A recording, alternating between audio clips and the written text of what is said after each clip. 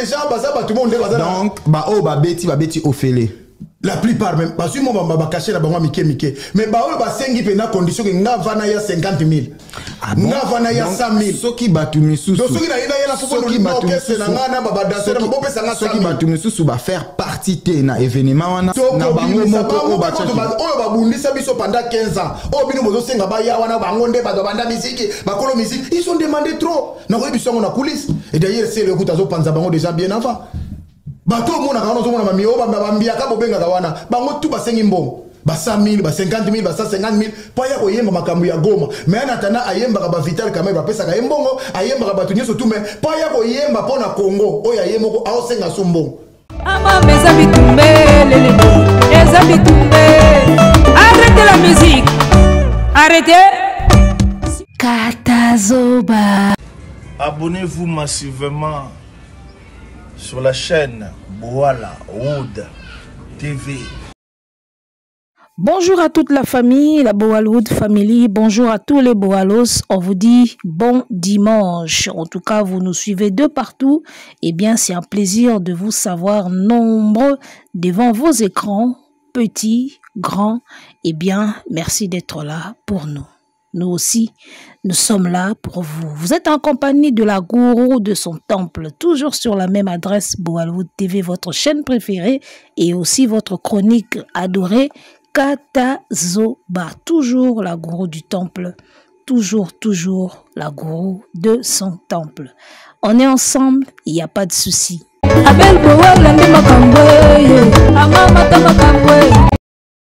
Mosolo ezali monganga yango ekoluka moto te wasenga moto nde akoluka mosolo po abikela e qui ne risque rien à rien baloba na mokili e.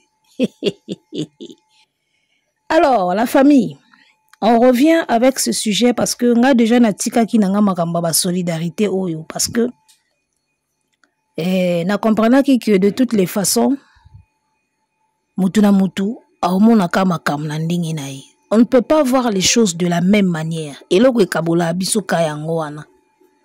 ne peut pas voir les choses de la même façon. Donc, concert à solidarité, on ndenge elekeli nango. Oba sepeli ba sepeli, oba sepeli te ba sepeli te, oba sepeli mwa muke ba sepeli mwa muke, oba ba sepeli te na nyoso ba sepeli pete na nyoso mutamutaza na point de vue na ye. C'est pour cela que les Français l'ont appelé point de vue. Vue et là comme on a vu. J'ai vu. C'est-à-dire point de vue. Donc, ndenge ya moneli. Donc, on ne peut pas voir les choses de la même manière. Alors, on a déjà ce qui est fait est fait. Et là, on a salami na maboko ya moto. Et koki kozala parfaité. Ba événement tout. Ezala kaka na ba imperfection nango, ezala ba festival, ezala ba concert, ezala ba fête à mariage, ezala ba fête d'anniversaire, ezala ba réception soki ya mikondi soki ya nini. Moi ba imperfection ezanga kanango kaka te. O fête à Noël, fête à bonne année. O mona kaka ah to bosana ki ba bloko fallait to chango boy. Et to bosana ko sala ba invité boy, fallait to sala boy. Ba imperfection ezanga kanango kaka te. D'accord? Mutu na mutu amona makamuka na ndenge ni. O amoni bien, o amoni mabe. Ngana lobaki ce qui est fait est déjà fait. Tout aussi to releva qui déjà ba point négatif au bisoto monaki. Cela ne veut pas dire que parce qu'il y avait des points négatifs que concert est bongité, non. Concert ezaki réussite et simbi mais ba point négatif au batu ba releva qui ezali prochainement ba tenir compte nango. Donc ngana linga déjà na lekananga sujet o mena moni Charles Tabou Zongi pour appeler sa version des faits. Na moni peut mettre Churambo mape abimi pour ya ko condamner batu. O ezana batu basenga imbongo. Lokola bazimbongo wana te yango ba déclassaki bango. Mais en même temps to yebi ke même batu mususu ata basenga imbongo te balinga ika bazati. Eyebani batu misusu ata basenga imbongo te balinga kaka bazala ti. Alors, Charles Tabou, alobi oya alobi, Churambo mape alobi oya alobi. Nga pe na ope sa point de vue nga par rapport à makam Charles Tabou na Churambo maba lobi. D'accord. Maître Tchoura Mboma aza ko condamné batu basengi bambongo po baya ko beta na concert ya solidarité. En tout cas, si vous voulez mon point de vue, si vous voulez mon avis, nga na condamné bango te. Basengi bambongo, basengi ba 100 000, muso basengi 50 000 po ya ko beta na concert ya solidarité. Po yembela mboka na ofo senga mbongo, nga na condamné bango te batu basengi mbongo. D'accord? Biso tango tomona ki affiche, tomoni que il fallait bazala. D'accord? Ezaki important que bango bazala. Alors tango toye koyeba ba raison ke basenga ki mbongo, lokola mbongo wana ezalaki te, yango bazate. Toyoki raison te. Nga pe siko na ko pesa point de vue nga par rapport ya raison wana. Bato basengi mbongo nga na condamné nga bango te. Déjà. Oh, eza église au milieu du village, temple du milieu du village yango. Vous comprenez? Temple pena au milieu du village nde yango. Une chaîne non alignée. Toi na sima musicien moko te. Tolobaka ba penser na biso, oya koyoka biso, ayoki biso. Nous on est là comme ça. On va évoluer comme ça. Alors, na condamné nanga batute basengi bambongo. Eza ba raison na bango.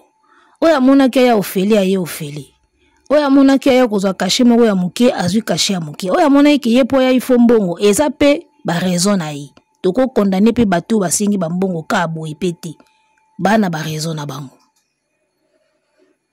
D'accord. Tovanda awa Mobutu akei Kabila le père à Koti. Comprendre? Kabila le père à Koti. Ba Rwandais bando mais Kabila le père à Koti.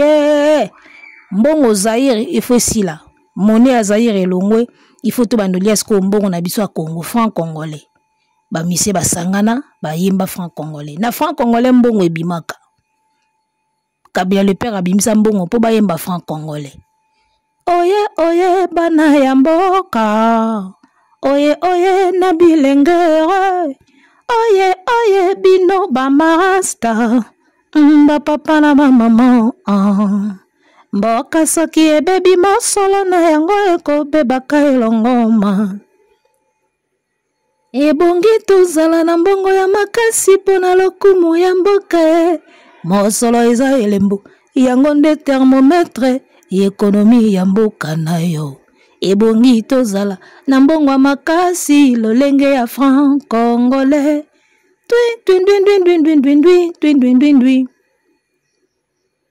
Comprendre? Ba artiste tout basangana ka Maître Tchoura Mboma na landi yo lobi ke na franc congolais ba mise nyonso ba yembaka te. Bongo na solidarité Congo so ba mise musu bazate esani papa na franc congolais tout ce qui pesait à l'époque bazalaka. Différence ka yango wana. Presque o nyonso bazaki ko peser na terrain na moment wana bazalaka.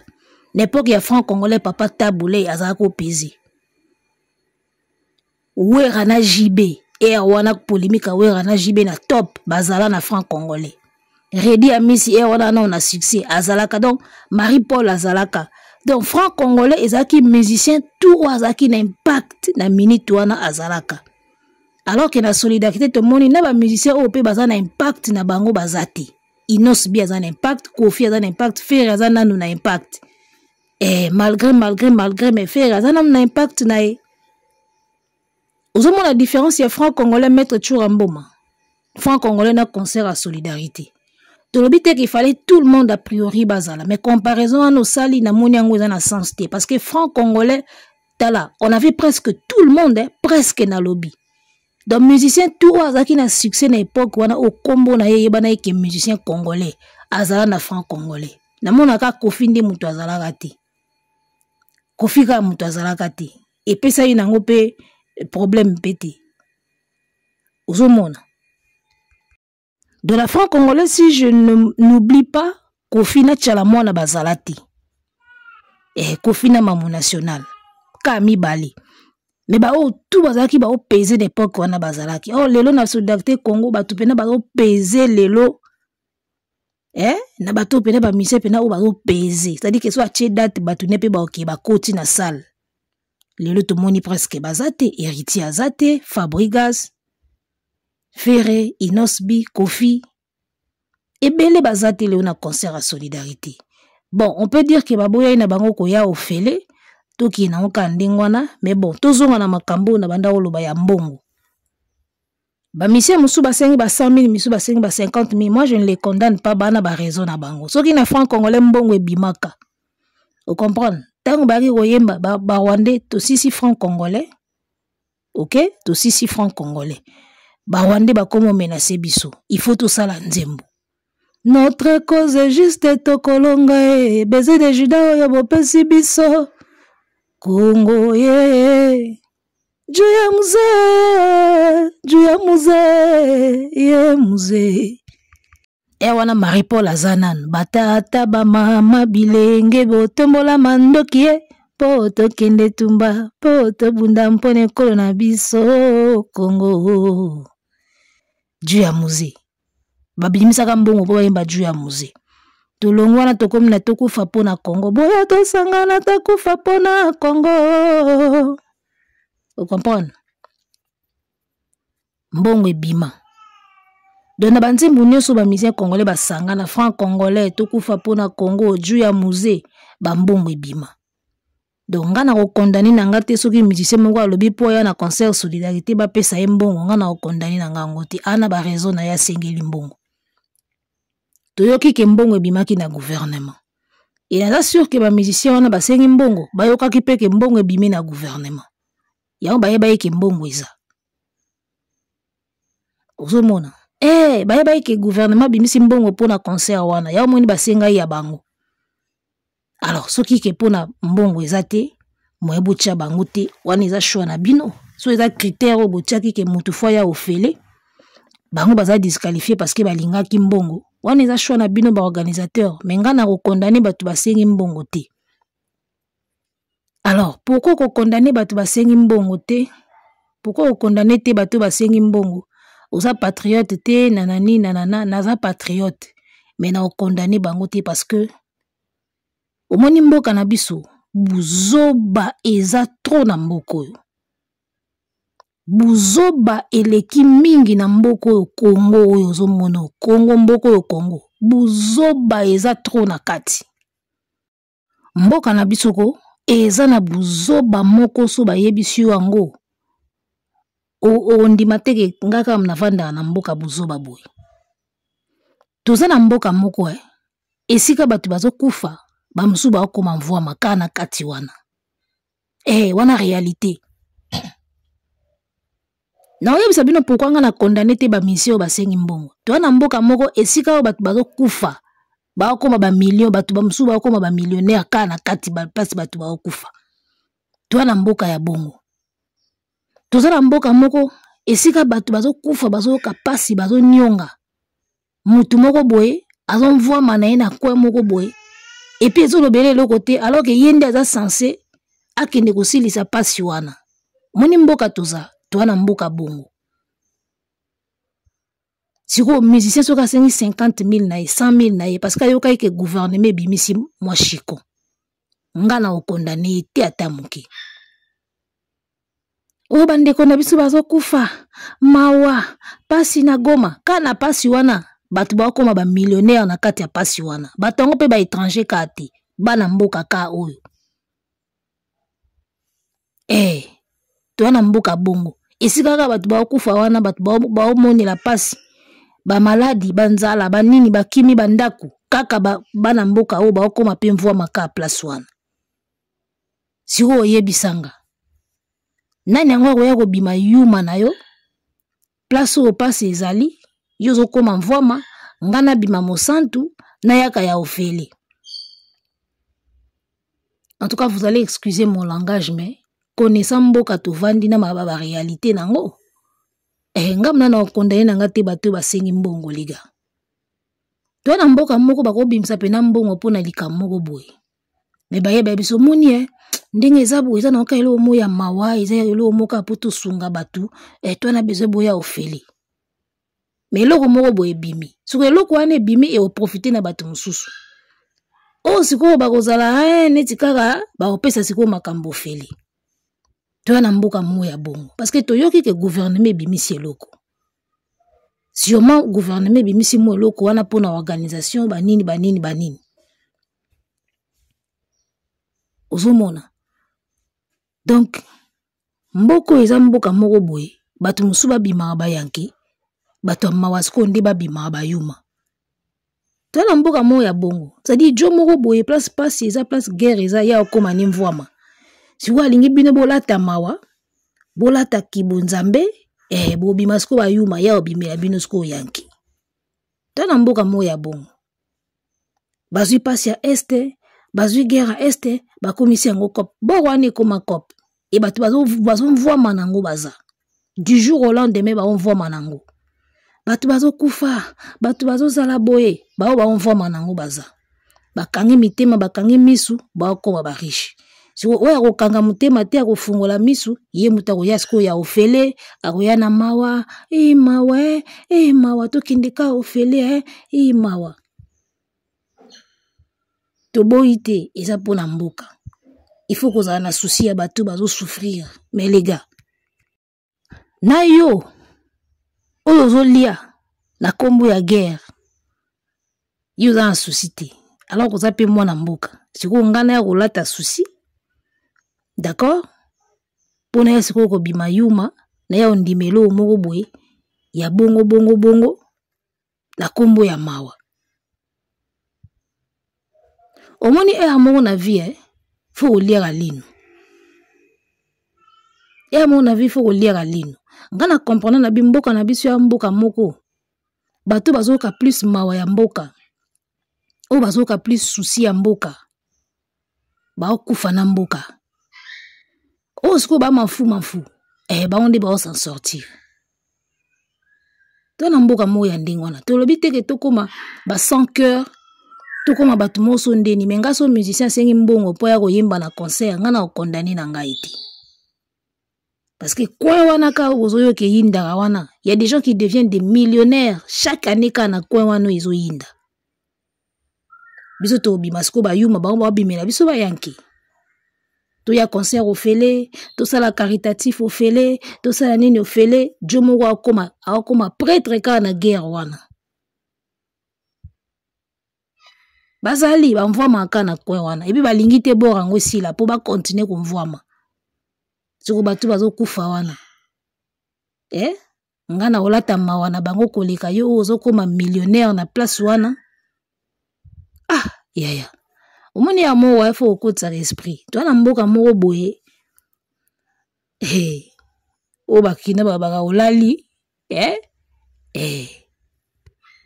Donc voilà. À chacun son point de vue. Oya Monique oya na ya ofeli. Parce que azo ane visa na facilité, amatakane avion na facilité, aye na ye ofeli to beteli maboko merci moi na mboka pona contribution na yo. O pe Monique na banda kozwa visa nga moko, na ba musicien. Tozu avion, tozu ba charge na biso moko. Nesika oyo batu mususu bazo mvwama kana likambo ango. Ngam na bolimbisa ngana oyate, aye na ete. To condamné ye pété. Neti nga peso babenga inga na inga na singa mbongo. Nga peso babenga inga na inga na singa mbongo. Mbongo ezate na vandi na nga pe na oya na ngate. Nga pe na so babenga inga na inga na singa mbongo. Yaya, banani yango nde bayuma. Esike yinda kakuna na este. Kaka bana mboka oyo baolia kana kopo wana baza. Bazo mvwamela ngo baokomela ngo ba riche. Tuko nani nde yuma nani nde zoba ayaka na makambo ya ofele kuna. Nga piso ba contacter nga na singa mbongo. Toko kota trop politique te, yana batu mususu ba kufa kuna kana dossier ya place wana. Batu mususu ba daya kuna ka po alingaki amona clair. Bwebit lisolo ya mutu moko boye ya mapinga atikalaka bakote wana po alingai ka amona clair tango bakomprendre kaka ye alingi amona clair ali akenda to na mboka ya bongo donc nga peso babengai nga nalingai nasenga mbongo mutu abima yuma na makambo aza te mboko yoko twana mboka moko ya mofu okenda na ngwaku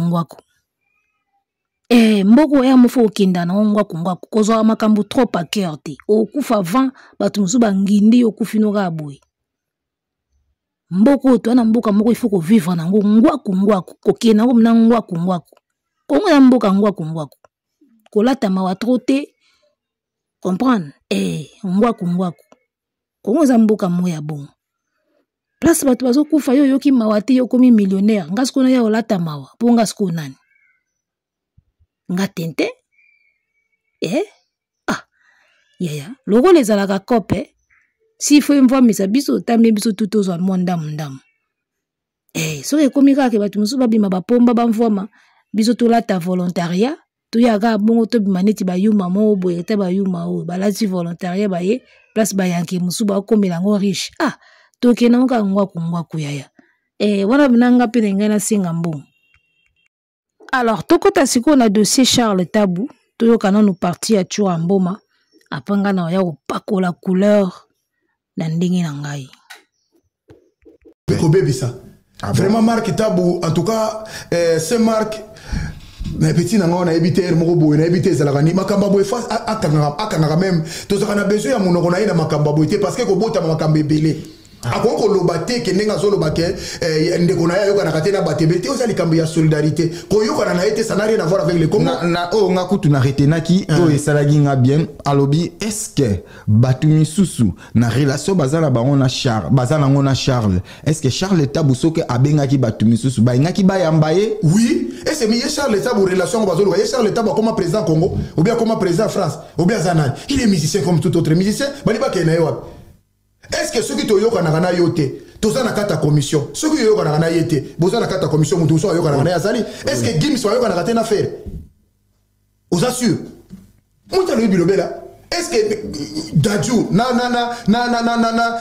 le padre David Copperfield ba na problème na faire non ils ont écouté ça comme makamba balingi ko bimisa ba kolobolo makambo na bango tango makambo ezo moi je crois que na minito to na besoin makambo wana te ezate que lokola makambo na sala meka zali kambo ya proche songolo moi je vois pas dans ce sens voilà ezate likambo ya ba proche songolo na ba songolo proche pakala alors la sepeli ndenge maître Chura Mboma a reproché c'est Marc Tabou il a vraiment dit ce qu'il fallait au sujet à Marc Tabou. Marc Tabou a mukolo mo boazanga ka sagesse na intelligence. Aïe Charles Tabou, je pense bien. Ngaso na ki Charles Tabou, nenga na bando pekisa ye c'est Marc Tabou, ayaka koluba makambo te o nga nazo ko organiser. Il ne sait pas le faire. Na kanisi ba sortie médiatique nyoso Marc Tabou asala, etapaka à côté. Il ne sait même pas parler. Ayeba atende ni na kuya ko aborder loko na public. Ana diplomatie te, ape na politique te. Sagesse, manque ya sagesse. Ala trop terre à terre. Oni veste, veste bon sa mutu, so la ti veste temi na plateau bi mutu. Mais être humain c'est son intérieur. Katinde sala mutu, libanda te. Ya mona bata mikuse lo wa biso mukuse me mutu ekemba. Gourou du temple. Au moins mutu musu mulai mbinga mena kati azalo wa amukie boy. Ba c'est Marc Tabou. Azana sagesse ata soko mokete. Ayaga oloba makamba billetterie affaire awa etapaka à côté. Ana diplomatie. Déjà frère nayo azana organisation moko oizo pesa déjà benda bika. Ba mise mususu baza te tout le monde en parle batu bazo déclarer. Yo ya ko sala sortie médiatique olobake batu mususu kutu ndenge ba na relation baza na ona Charles Tabou so benga bango eske ba ngai ba yamba. Okolo bango te.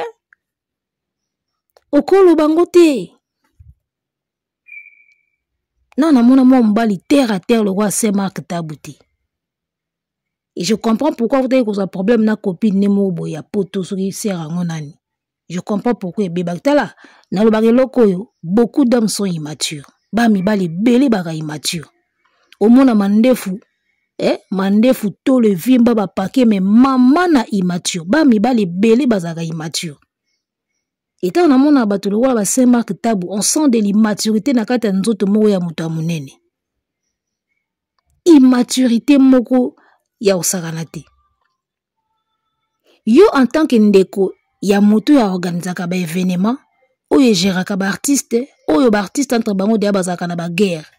Yo koyaka osala ba sortie moko te bimela iza na sens te. Mark Tabu na comprendre te ndeni Charles Tabu apekisaka oteke songa na osala makambo na ngai yo koyaka obima porte-parole te. Il n'est pas digne d'être un porte-parole. Donc c'est Mark Tabu ndenga zawana amuto bakotia même pas porte-parole. Ayebite quoi dire à quel moment. Au moni soki toza na moment ya ba tension hein? Même ba porte-parole à gouvernement. Soki peuple za na tension à peuple za ya komata. Bayebaka ndeni ni langage nini okoya nango koloba na TV. Pour ça la soulèvement te po bato babima na nzela te babanda kopanza babanda kopie. Soki peuple aza déjà na moment ya soulèvement et que peuple tomboki pona likamoko boye. Porte-parole aye akobakisa susu pétrole na moto au moins la population silike bimi na nzela bandi obuka e bandi opie. Il faut savoir quoi dire na ba moment bato bana ba tension. Et ça c'est Mark Tabu ne sait pas le faire. Je suis désolé à mon nene à Vimba mais katina eza mukie. Il ne sait pas communiquer na ba moment ya crise. Da mutu moko so bimi fo mataka mafuta. Mais Charles Tabu doit le calmer. Charles Tabu doit le calmer. Yo koya na ba propos wana te o eza ko supposer même si tout le monde le sait. Oui bien, politique ele ba benga politique. Politique ya monde moko boye. Il faut mayele le kebele. Ba Charles Tabu ba ko sa ba politique te. Et bien na politique ndeto aboy. Netika biso na Rwanda simba te boy. Je parle de la politique parce que même na makamba business politique pezalaka. Omoni. Na pes exemple mo bandal biso na Rwanda kande bela ratebo pe simbwambwa boy. Tokolo ba ketobi bon, batutu ba kotela muto akotela biso azate. O Amérique, o nani, batutu ba kana sima na ye. Bo biso siko foto beta bango bord mo boy. Toko mataka elo mo likolo. To matika bord mo likolo, to bisko to bwakela bango. Elo mo boy na ndenga systématique territoire na bango moko boy moi moto banini. To bango na ba code po YouTube akoma ko détecter ba mo misusu awa. Donc tomati na bord mo likolo, to bwakeli bango moi twaka moko boy na ndenga systématique. Et yindi pe boye ba info ebimi ba caméra ye wana.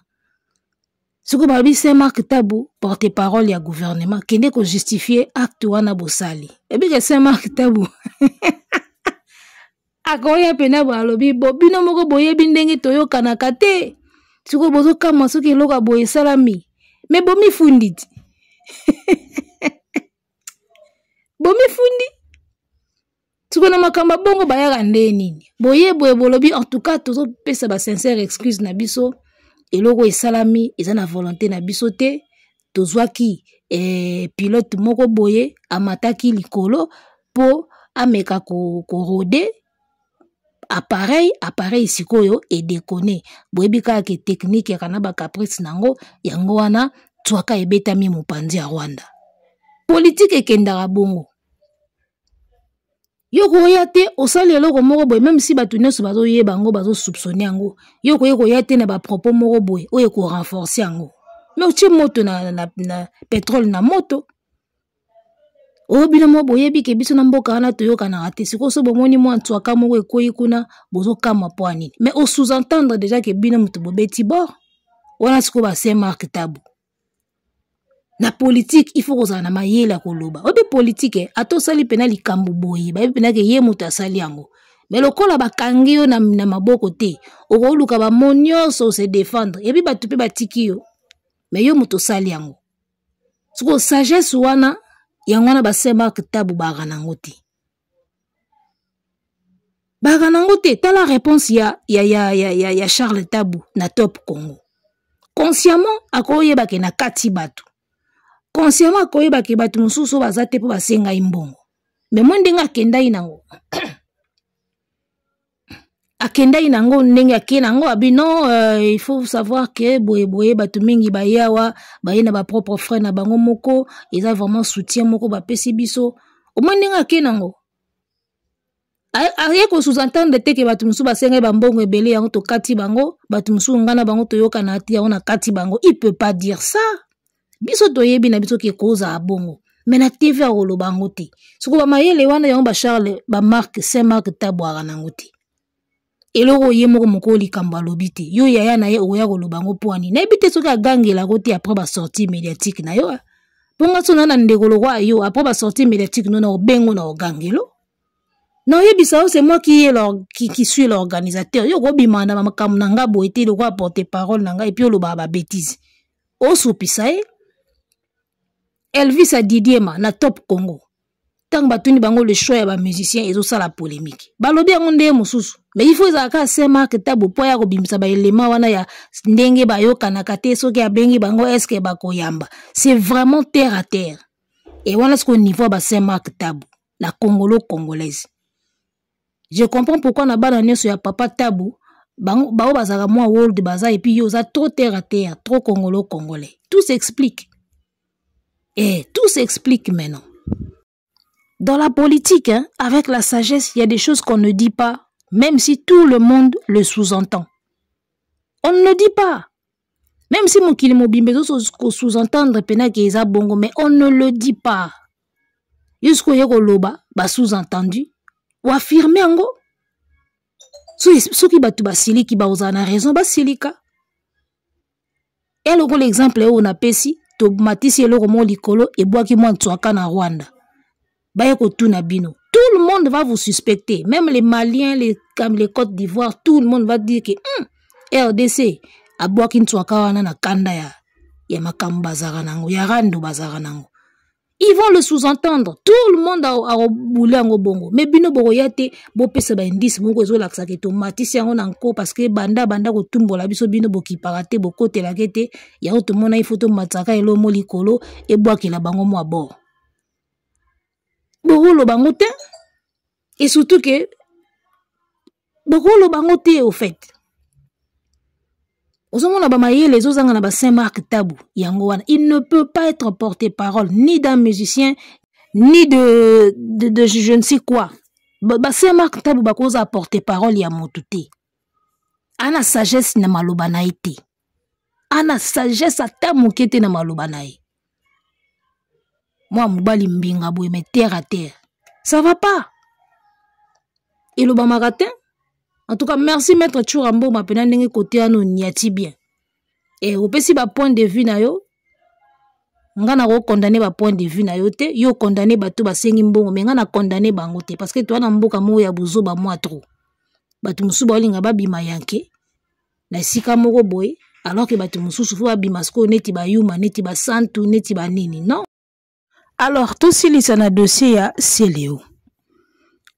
Maître Tchoura au condamné bato basengi mbongo. On est à point de vue na yo. Parce que Céléo mutu ayaki na ye. Ataki ni na ba exigence ebelete. Aye sur place mais tout moni Céléo amati na podium te. Alors, biso tout oyebi que na likambu nyonso soki na organisation nyonso soki ba failleza tozongela ka organisateur. Ozomona quelles que soient les raisons. Ngana a changé le langage nangate que c'est que Céléo a subi c'est de l'humiliation. Na changé en côté. Quelles que soient les raisons où ça dit que Céléo a bétaté et ça humiliation pour na Céléo. Céléo étant une légende et animation congolaise.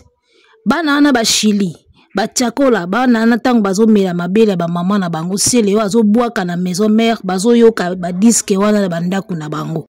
Nanyango a yébité que Céléo Scram, c'est une vraie légende d'animation. Koyimbiko. Pour ne parler que de ça. Lelo tokope sa ba Chili valeur. Tokope sa ba Tchakola valeur. Bano yo ba mona Céléo na ba TV. Lelo ba kozala plus considéré que les Céléo la légende, s'il vous plaît. Et ça, humiliation. En tout cas, pour la cas Céléo ko, quelles que soient les raisons, on a changé. Nanga langage te. Et ça, maman na humiliation. Ozomona. Et puis, kopé ça, c'est le 2 minutes, ya pamba. Et si ka ba Chili, ba sali to ba 3, 4, 5 minutes. Mais ça, déjà humiliation. Pour le ba pesa ki ba ngona brigade 2 minutes, 2 minutes. C'est le 2 minutes. Même si na loba yango que valeur ya prestation evandi na moulai nango te. Tu peux faire court mais au marqué bateau. Mais le fait ya ko pesa ka c'est les 2 minutes déjà. Ils ont humiliation. Chili a eu 5 minutes, Baguez bakozwa soki ba 4 minutes, c'est le wa kozwa kaka 2 minutes. Alenga ki ka marqué bateau. Na 2 minutes wana alenga sala biloko bien. Mais ko pesa ka de 2 minutes devant Baguez na ba Chili, ils ont déjà humiliation. Na ki légende aussi les wa zanango na animation. Ils ont maman na humiliation aussi les wa subir wana. Alors, dans le bac il y a une organisation nyonso soki ya des failles, bazonga ka na organisateur. Quand Fally était parti na Côte d'Ivoire, concert wa betaki ba Ivoirien ba silikaki, ba futi ba billet cher, misusu ba telemi, misusu ba sali soki nini. Tozonga ka na organisation, hein? Comprendre? Misusu ba yaki ba tia faute pas Fally, mais ba misusu ba lobaki organisateur. On avait compris que zaka organisation faute ya organisation. Si on a kaya seleo, soki tozongeli ba organisateur, to memi ngambu. So tozongeli ba organisateur, to memi ngambu. Comment beaucoup ça là que c'est les oies à la canne à 2 minutes déjà ils ont mouki mais ça peut faire quelque chose tondimi mais comment beaucoup ça là que na 2 minutes wana et puis à matati beaucoup ça là on nini donc faille eza et pas y avoir organisateur ils n'ont pas fait le nécessaire pour que si Léo a sa place naie à prestation ce soir là. Namoni zoba moko akomeli nga na commentaire alobi avant loba makambo seleo il faut yo kana nu ba organisateur makambo nini ba loba. Toi tu penses que ba organisateur ba loba nini? Ils vont se défendre, c'est tout. Organisateur ne sa ko se défendre kaka. Même le plus mauvais organisateur ya ba événement, soki mabe salami a ko se défendre kaka. Yo kana se organisateur ba loba nini? A se défendre na kaka. Mais quelle que soit défense, il y a un organisateur. Ce qui est arrivé à Céléo, c'est de l'humiliation. Ça reste l'humiliation, papa. Ata baye na ba raison 1000. Et ça ka humiliation. Donc, pour naye, ce qui est raison, il y a un organisateur. Nde ce que ya kolbaki à Céléo a na faute. Jamais. Aye wana. Alati badge. Asimbe miko à côté na coulisse. Ata bo se défendre ndenge nini. Céléo a subi une humiliation. Et c'est pas correct. Ngana on changer le langage nanga côté wanata. Mutune so yaka ko se défendre. Oh non faute nanga te ezaki boyeboy. Oh non faute nanga te tan ekomaki mukuse. Mais nyoso wana ça fait partie de l'organisation et les organisateurs nyoso to tchaka nango na mutu na bango. D'accord? Tozo en vouloir bango te baza ba humain baza parfait mais ce qui c'est léo matite eza humiliation et puis eza faute ya ba organisateur. Il faut qu'on se le dise. D'accord? Même ceux qui disent que oh non, faut boyo kana no brigade Sarabati. Yo kasi Sarabati a olobani. Il va se défendre. Yo kasi Sarabati a ça les mission ko labi oui en tout cas so c'est le wa mataki te za faute na nganga na sala ibongo. Il finira par se défendre, il va trouver un truc. Mutu to se défendre kaka. Muta ondi ma faute na omonité. Donc tous les lateurs ka ba organisateur, tous les lateurs ka brigade apporte ya ko ndima seleo, ba ko se défendre kaka. Ndenge sele bazo se défendre, ndenge pe brigade o se défendre, ndenge pe organisateur ba ko se défendre, mututu ko se défendre kaka. Na o ya sali mabe a oluka pe ka raison. Donc mututu na makambo yo a se défendre na kaka a oluka pe ka azala na raison. Yango moni ba temple milieu du village fo ezalaka. Ozo mona brigade a oluka raison. Mark Tabu soki Charles Tabu na Elvis ba oluka raison. C'est le pe a oluka raison. Siko faute et robimela côté nini et biso suko bata milieu du village photos à la poto relever ba faute c'est les oies légende et bonga qui te ba traiter ndingwana ata mukete même si asila nae légende atika la légende apesa biso na animation biloko makasi o lelo Congo ko bossa na te c'est une légende ba kokaki ko traiter bongo te ba pc ka 2 minutes en tout cas wana point de vue nanga d'accord. Alors on va finir avec cette petite réflexion. On finit avec cette petite réflexion. Un organisateur d'un événement, c'est qui? C'est lui le responsable de l'événement. Alors, tu utilises comme mot responsable. Au moins, lorsque tu es responsable, il y a l'ikambo, tu es loko, tu es mutu. Ma benyo sekoya, ba otu nango kayo. Quelle que soit défense na yo. Na pesi exemple, moninga na yo abimi, atikeli yo mwana na ye il y a 2 ans, otala mwana.